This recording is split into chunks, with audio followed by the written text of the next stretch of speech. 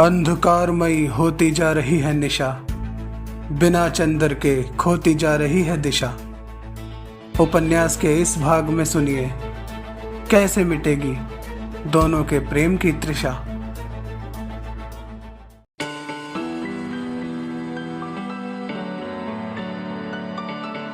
Can I hold your hand, एक खूबसूरत एहसास, कोमल अग्रवाल की कलम से निकला उपन्यास।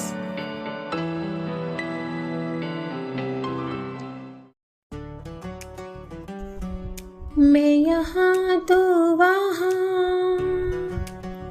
जिंदगी है कहाँ।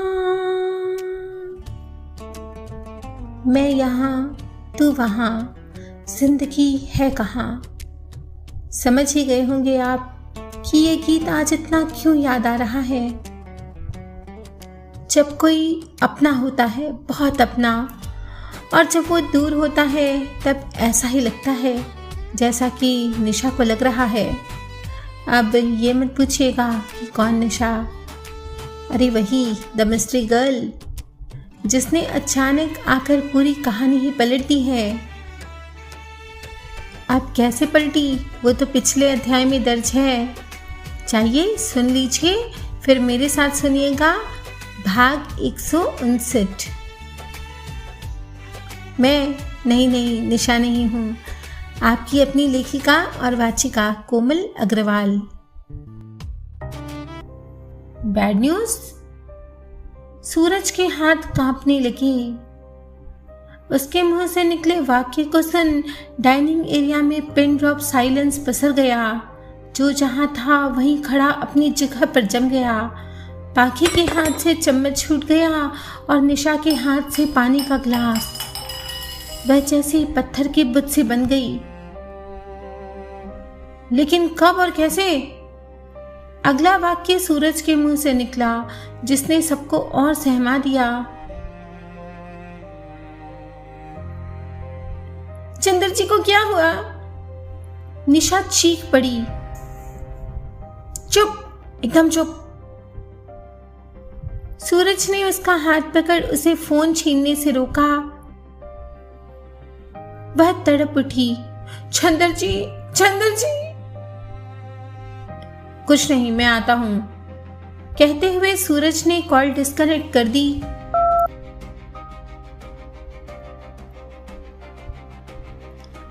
चंद्र जी को क्या हुआ?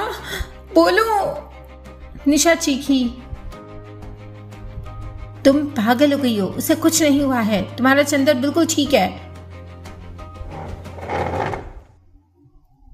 नहीं, आप झूठ बोल रही हैं। मैं अब भी चंद्र जी के पास जाऊंगी, निशा तड़प कर बोली।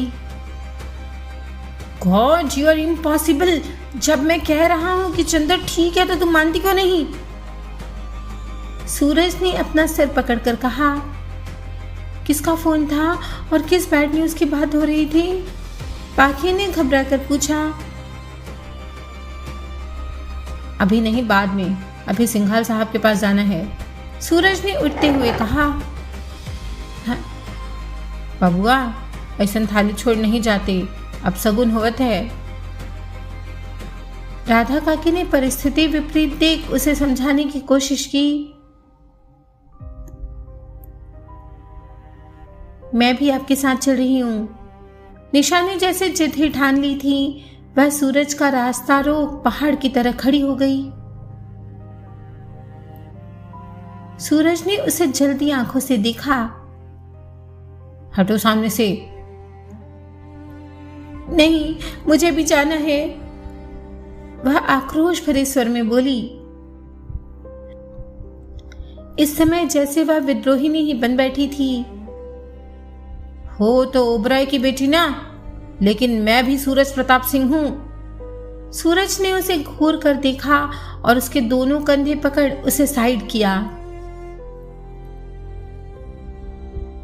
सुनो, तुम्हारे चंद्र को सही सलामत ला न सका ना तो तुम्हें अपना मुंह नहीं दिखाऊंगा, इसका ख्याल रखना। उसने पाखी की तरफ नजर भर देखा और तेज कदमों से बाहर की तरफ चला गया। निशा सुन्न से पड़ी दीवार से पीठ लगाए खड़ी रही। पाखी धीरे धीरे कदम रखती उसके नजदीक आई तो उसने पलकें उठाकर देखा। 2 बड़ी बड़ी बूंदें उसके गालों पर ढुलक आईं। आप लोग बहुत अच्छे हैं, लेकिन मैं क्या करूं? चंदर जी वहां अस्पताल में और मैं यहाँ। आप समझ रही हैं ना? अगर उन्हें कुछ हो गया तो मैं जिंदा नहीं रहूंगी, मार डालूंगी खुद को। वह अपने आंसुओं को छिपाती शून्य में ताकने लगी। राधा काकी और नीमा पाखी के संकेत पर वहां से चली गईं। अब दोनों अकेली रह गई थीं। सुनो, चंदर को कुछ नहीं हुआ है। तुम अगर ऐसी नेगेटिव सोच रखोगी तो जरूर उन्हें कुछ हो जाएगा। अब की पाखी ने उसे डांटते हुए कहा। निशा ने सिर नीचा कर लिया। अगर तुम चाहती हो कि चंदर जी अच्छे हो जाएं तो धीरज रखो और महादेव पर विश्वास रखो, वो तुम्हारी प्रार्थना जरूर सुनेंगे। मेरा मन कहता है चंदर जी अच्छे होकर वापस आ जाएंगे। पाखी ने उसे लंबा चौड़ा व्याख्यान दे डाला। अब चलो थोड़ा सा खा लो, वह बोली। पहले आप खाइए, वो आ जाएंगे ना तब मैं खा लूंगी, पाखी ने जवाब में कहा। मैं भी वही कह रही हूँ पाखी जी, वो आ जाए फिर मैं भी खा लूंगी। निशा ने जो कहा उस बात ने पाखी को निरुत्तर कर दिया। ठीक ही तो कह रही है निशा, क्या उसका प्यार प्यार नहीं है? सूरज के बिना कभी खुद भी तो उसने दोनी वाले गले से नहीं उतारे। फिर आज निशा को क्यों नहीं समझ पा रही है वो? सोचते सोचते पाखी को झपकी आ गई। निशा गेस्ट रूम में चली गई थी और पाखी ड्राइंग रूम में बैठी सूरज का इंतजार कर रही थी।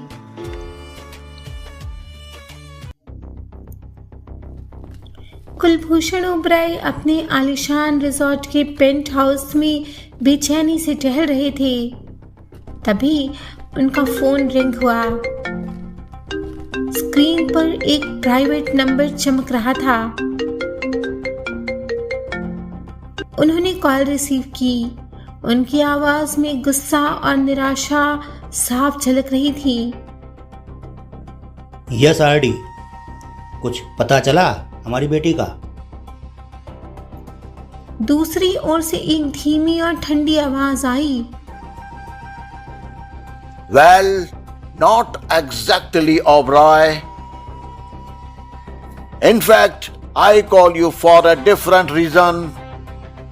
हमारा पास तुम्हारे लिए एक गुड न्यूज है। ओबराय का गुस्सा और बढ़ गया। वे दहाड़े। Good news? What good news? अब तक हमारी बेटी का तो पता लगा नहीं सके तुम, गुड न्यूज की बात करते हो? हडसन ने शांति से जवाब दिया। चिल ओबेरॉय, हमने तुम्हारा वो एम्प्लॉय जिसका नाम चंदर है उसको हेवन डिलीवर करा दिया है।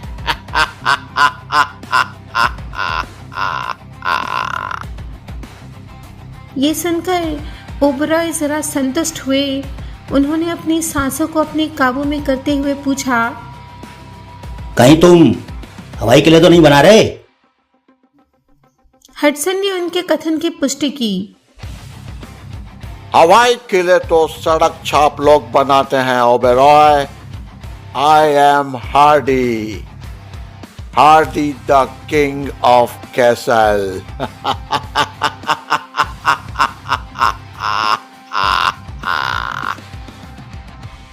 अब ओबराय की चिंता गुस्से में बदल चुकी थी।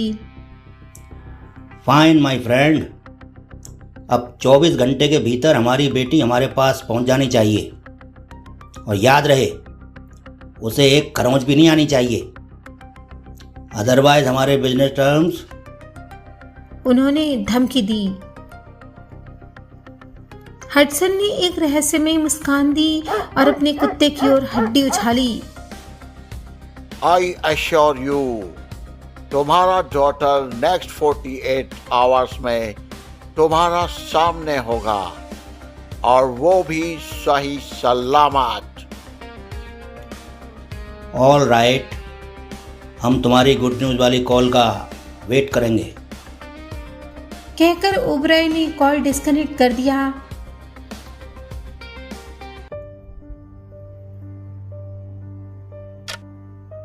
सुनो, एकाएक वह हड़बड़ाकर उठ बैठी। हाँ, तुम कब आए? उसने सूरज को अचानक सामने देख जेट की रफ्तार से पूछा। चलो ऊपर कमरे में, वह धीरे से बोला और उसे लेकर दबे पांव सीढ़ियों की तरफ बढ़ा। नीमा को निशा की देखभाल करने का कहकर पाखी दरवाजा बंद करके सूरज के नजदीक आई। वह कपड़े बदल बेड पर किसी गहरी सोच में डूबा हुआ था। क्या हुआ है? वह चिंतित स्वर में बोली। इंस्पेक्टर सिंघाल कह रहे हैं कि वो मर गया।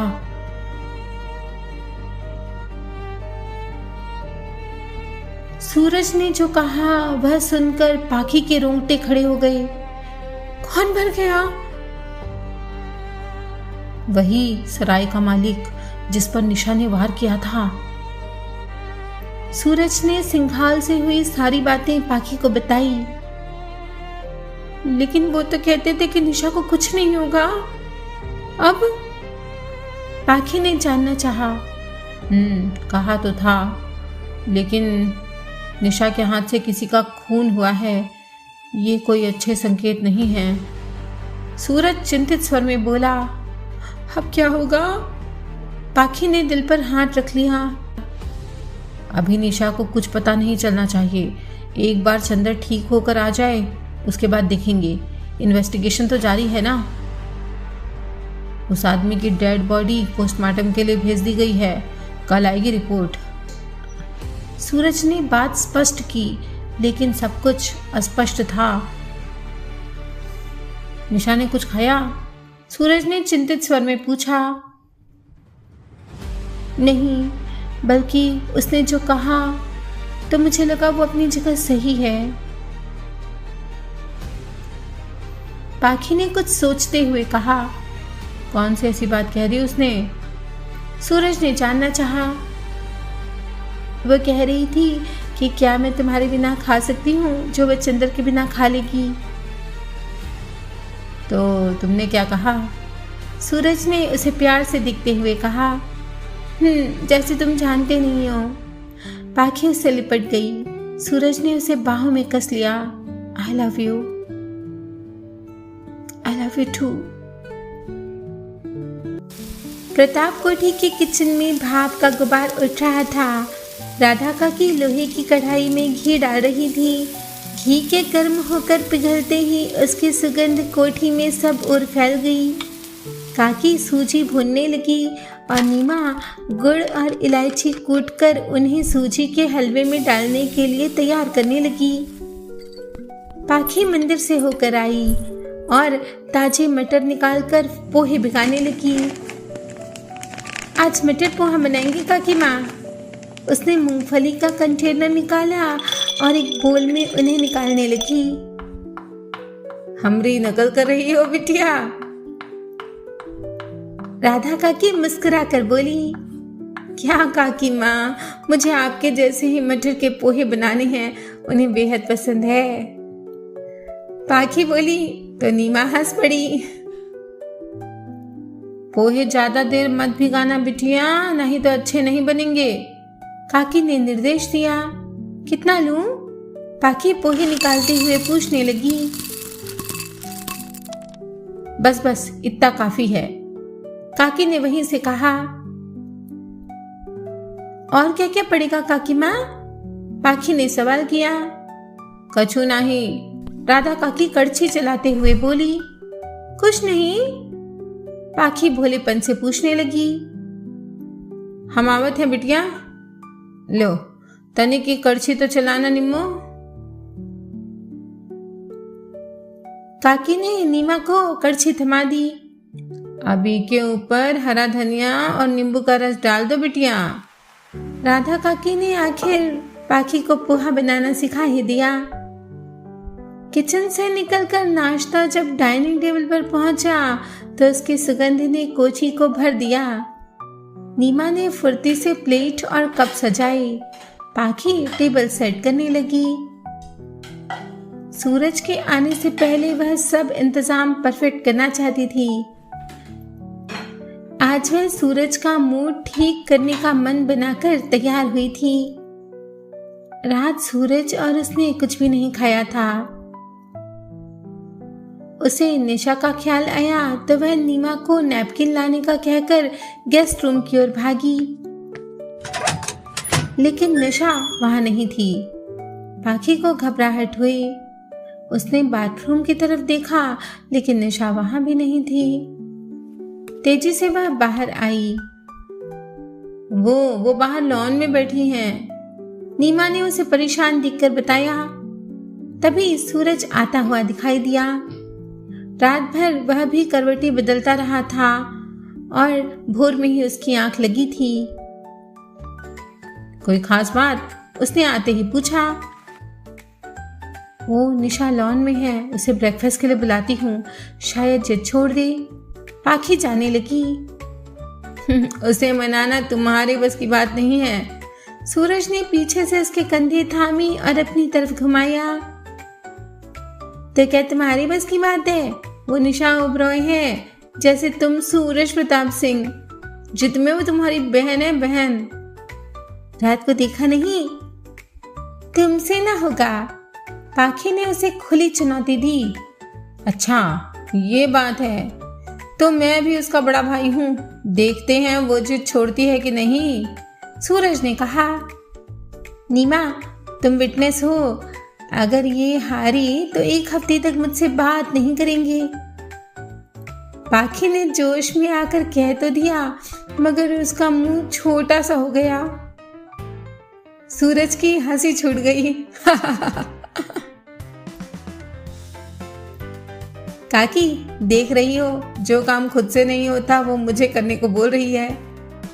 राधा काकी आकर सब सुनने लगी थी। तो तुम जीत कर काहे नहीं बता देते बबुआ? राधा काकी उसे जोश दिलाने लगी। सूरज सोचने लगा, मैं नहीं हारूंगी, देखना वो जिद में तुमसे कई गुना ज्यादा आगे है। पाखी उसे चिढ़ाने के लिए बोली। ठीक है, तो आज वो खुद आएगी ब्रेकफास्ट करने, और अगर वो आ गई तो तुम मेरे साथ रोज होटल चलोगी कैफे की ओपनिंग की तैयारी करने। मंजूर है? सूरज ने पूछा। चलूंगी, पाखी ने खुशी खुशी कहा। सूरज तेज कदमों से लॉन की तरफ बढ़ गया।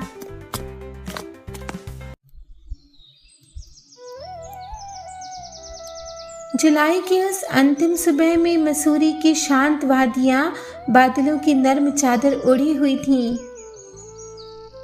कोठी का वह विशाल लॉन ओस की बूंदों से जगमगा रहा था, पर निशा की आंखों में चमक नहीं थी। हवा में भीगे हुए फूलों और मिट्टी की सौंधी खुशबू घुली हुई थी, जो आमतौर पर मन को सुकून देती थी, लेकिन आज निशा के लिए वहाँ सिर्फ एक खालीपन था। लॉन के एक सिरे पर संगमरमर की चबूतरी पर वह बैठी हुई थी। चबूतरी पर फैले लता मंडप से लटके रंग बिरंगे फूल भी उसे आज बेजान लग रहे थे। पास ही फव्वारे से बहती जलधारा की कल कल ध्वनि उसके मन के शोर को दबा नहीं पा रही थी। उसकी आंखें लाल थीं, चेहरे पर चिंता की गहरी लकीरें। अस्पताल में चंदर मौत से लड़ रहा था और निशा का दिल उसके लिए तड़प रहा था। निशा ने एक गहरी सांस ली और आंखें बंद कर ली। उसके मन के पर्दे पर चंदर के साथ बिताए खूबसूरत पल छिन तैरने लगे। चंदर जी, वह धीरे से बुदबुदाई।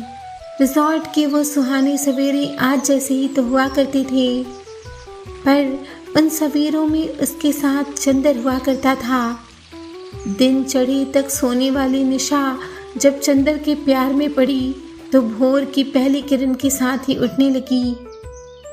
चंदर के लिए अदरक तुलसी की चाय बनाकर थर्मस में भर कर ले जाती, फिर उसे उठाकर अपने सामने ही गिलास में डालकर देना, और फिर कितनी ही बातें।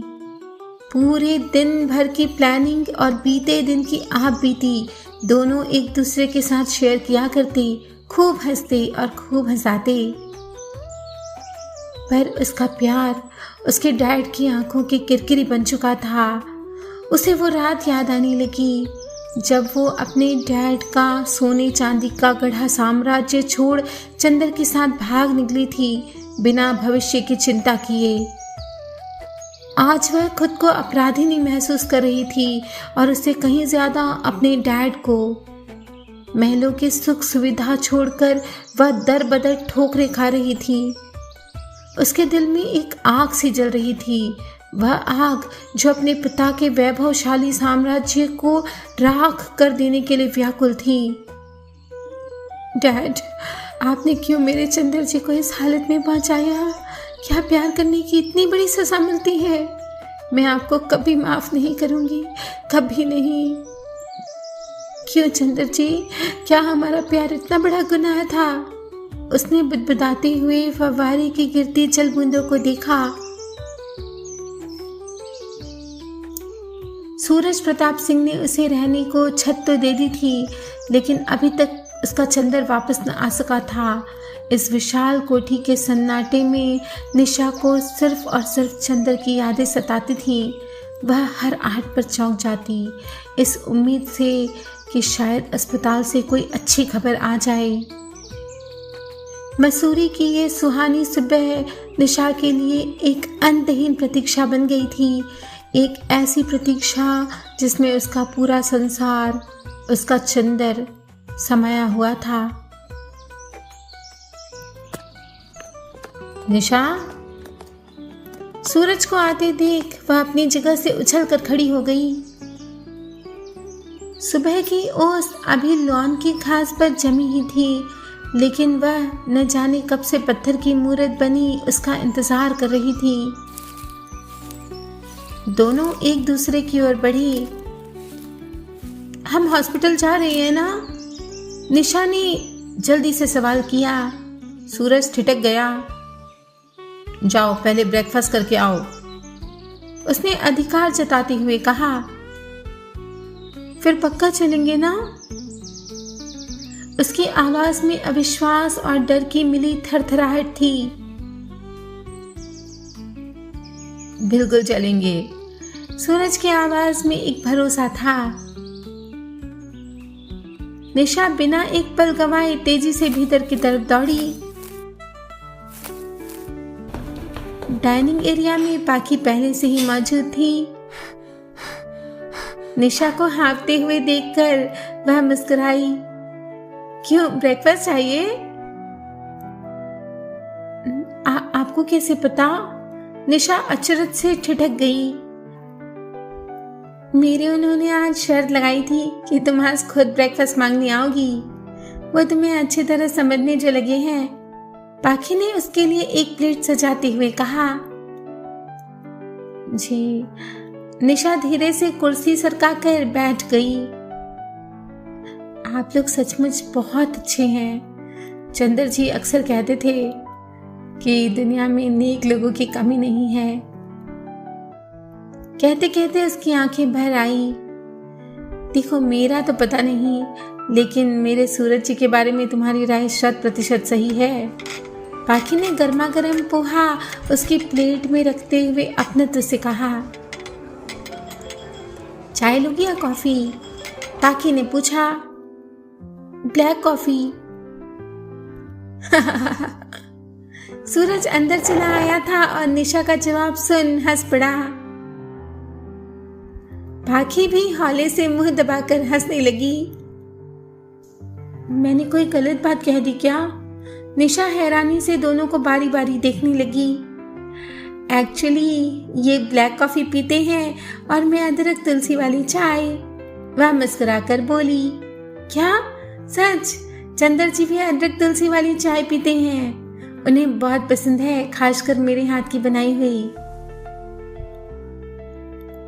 देखा है ना तुम्हारी बहन, पाखी ने सूरज से कहा, जो उसकी बगल की कुर्सी पर बैठ गया था, और दोनों अब एक दूसरे को खिलाने लगे थे।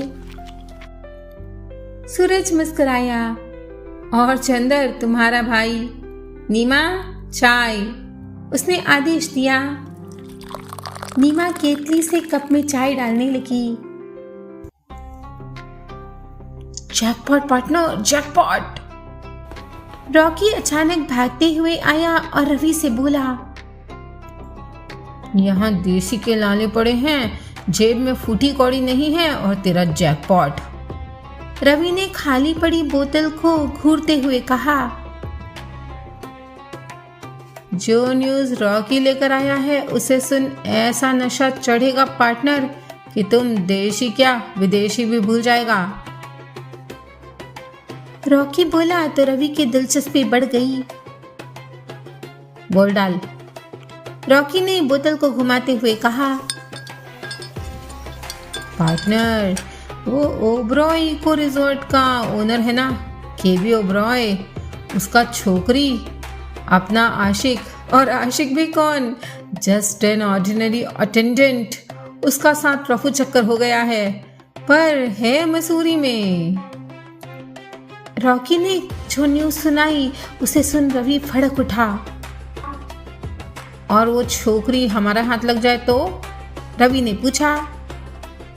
आगे तो सुनो पार्टनर, वो करोड़पति अपना चीफ को कॉन्ट्रैक्ट दिया है उसका आशिक को ठिकाने लगाने का और छोकरी को वापस सही सलामत लाने का। रॉकी बोला। मतलब वो छोकरी हमारे लिए जैकपॉट है? रवि खाली बोतल अभी भी घुमाते हुए बोला। चीफ ने ये काम वॉल्टर को हैंडओवर किया है। उस छोकरी का आशिक को वॉल्टर और गूफी ने ठिकाने लगा दिया है, पर वो छोकरी कौन सा बिल में जाकर घुस गई है ये किसी को मालूम नहीं है। चल। रवि ने अपनी पिस्तौल उठाई और उसे लेकर गुप्त रास्ते की तरफ बढ़ा। लेकिन चीफ इस वक्त कहाँ मिलेगा? रॉकी ने पूछा। उसके सारे ठिकानों की लिस्ट है मेरे पास, कहीं तो मिलेगा, रवि ने आत्मविश्वास से कहा।